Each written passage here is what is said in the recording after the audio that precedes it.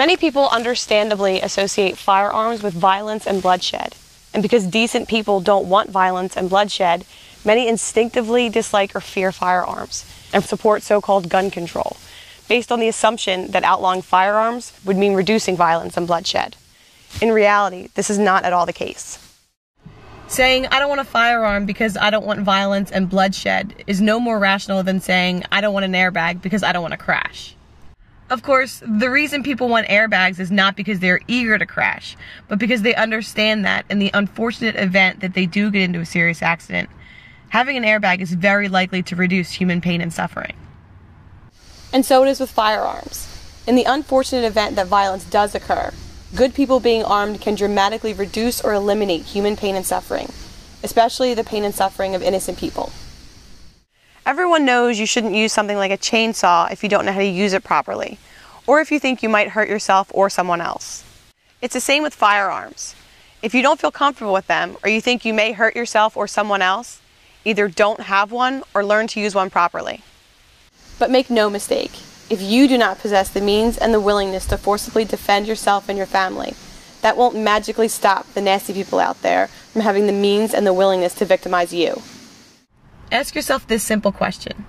If someday you happen to be where an armed thug or deranged killer strikes, would the people there be better off with you armed or with you unarmed? Unfortunately, the bad guys of the world aren't nice enough to give advanced warning of where or when they intend to attack. If such an event does occur, they aren't going to wait around for you to go and buy a gun so you can come back and stop them. You will either prepare ahead of time or you won't be prepared. Do you put your seatbelt on only when you're about to have an accident? Or is it better to wear it all the time, even if you won't actually need it the vast majority of the time?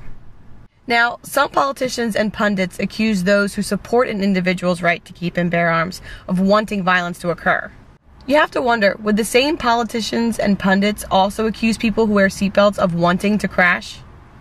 If there was some way to wave a magic wand and disarm all the bad guys in the world, that would be nice. But in the real world, the best chance the innocent have for staying safe and alive is for good people to possess the means to resist violent attackers with defensive force of their own.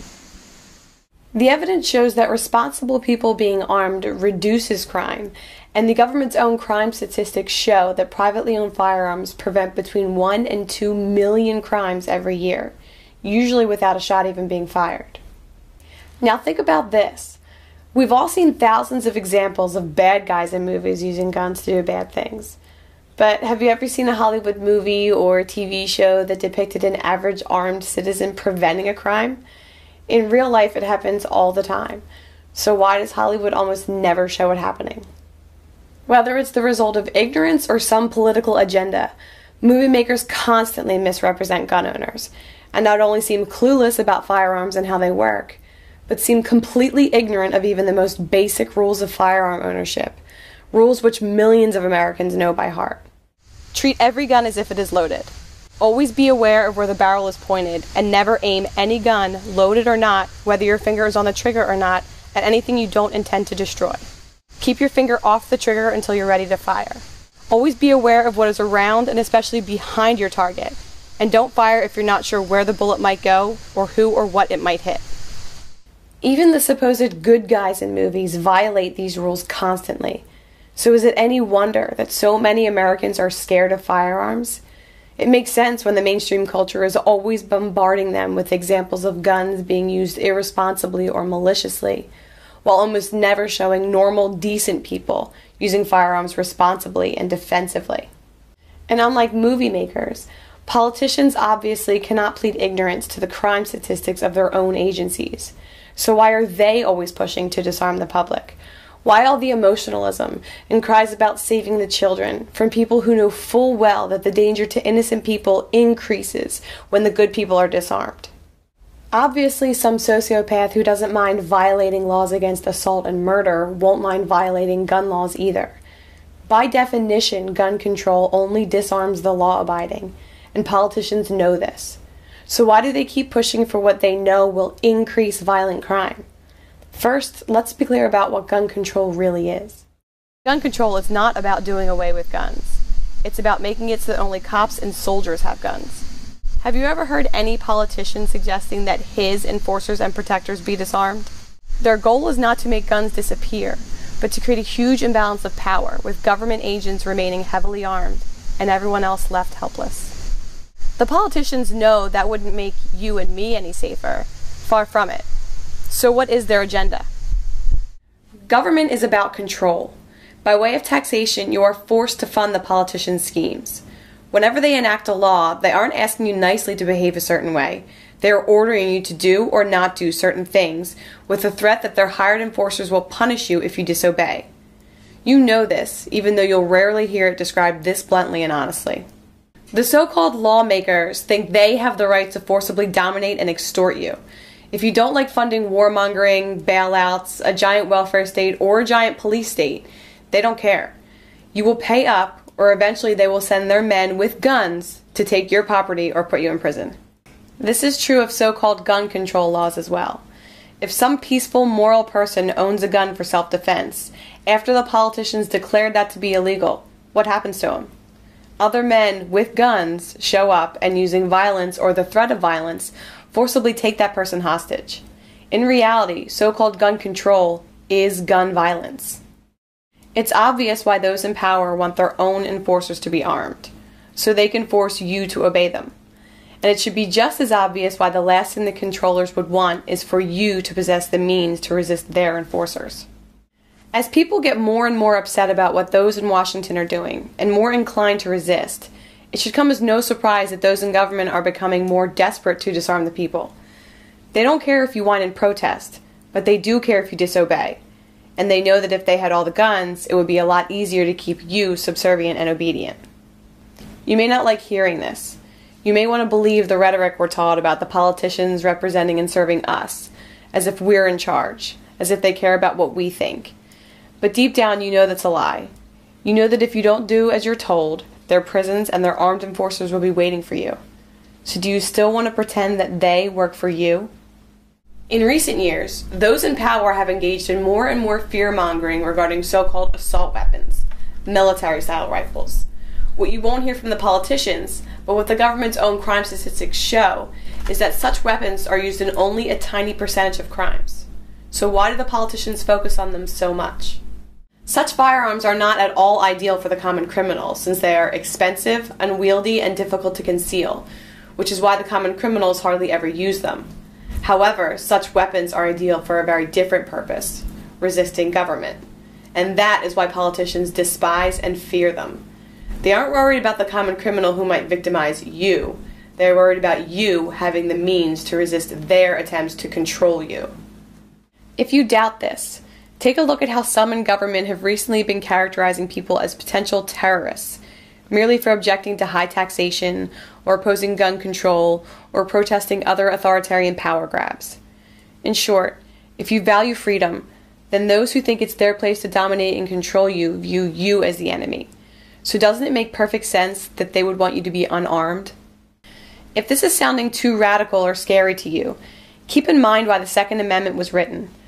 Even with the Constitution in place, the founders still thought it was ultimately the job of the people, not any legislature or court, to decide when the government had gone too far and to forcibly resist if necessary. So is it any wonder that the American ruling class now views anyone who talks too much about the Constitution or the Declaration of Independence as a possible terrorist?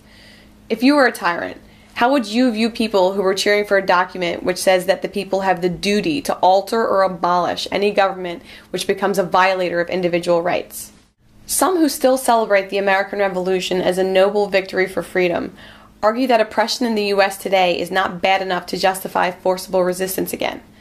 But by any objective measure, what the United States ruling class is inflicting upon the American people now is far worse than anything King George ever did. Taxation levels 10 times higher and far more intrusive and unavoidable than they were before the Revolution. Government bureaucracies, regulators, and enforcers interfering in people's lives in 1,000 ways that the British Crown never even dreamed of back then. Yet Americans still celebrate the 4th of July, while making excuses for why today they wouldn't dream of disobeying the ruling class. Many will insist that as long as we have a constitution, and as long as we're allowed to protest, and especially as long as we're allowed to vote, there will never be a need for people to resort to outright resistance. Unfortunately, history shows that such an opinion is completely misguided. When Mao Zedong was in power in communist China, heading the most murderous regime in history, the people had a constitution, which said they had the right to protest and petition and allowed them to vote. When Joseph Stalin was in power in Soviet Russia, heading the second most murderous regime in history, the people had a constitution, which said they had the right to protest and petition and allowed them to vote. When the Nazi Party was elected into power in Germany, the people had a constitution, which said they had the right to protest and petition and allowed them to vote. Today, in North Korea, one of the most brutal, oppressive regimes on the planet, the people still have a constitution, which says they have the right to protest and petition and allows them to vote. What all those other constitutions did not include, however, was the right of the people to be armed. The lesson to be learned here is that constitutions and words on paper do not stop tyranny. Being allowed to protest and vote does not stop tyranny. So what does? Patrick Henry, who gave the famous "Give me liberty or give me death" speech, answers that question, saying that when it comes to liberty, nothing will preserve it but downright force, adding that whenever you give up that force, you are ruined. Interestingly, the three worst mass murderers in history seem to agree. Mao Zedong declared that the Communist Party must command all the guns.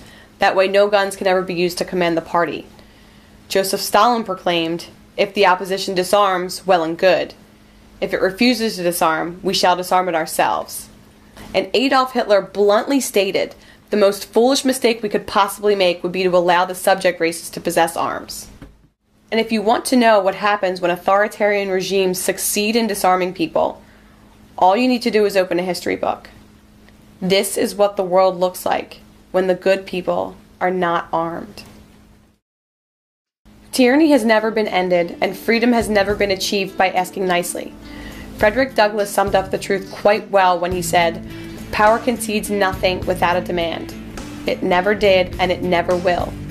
Find out just what the people will submit to, and you have found out the exact amount of injustice and wrong which will be imposed upon them. And these will continue until they are resisted, with either words or blows, or with both. History has shown us just how true it is that authoritarian power concedes nothing without a demand. And if government enforcers have these and the people don't, only one side will be in any position to demand anything. And that, above all else, is why good people should be armed.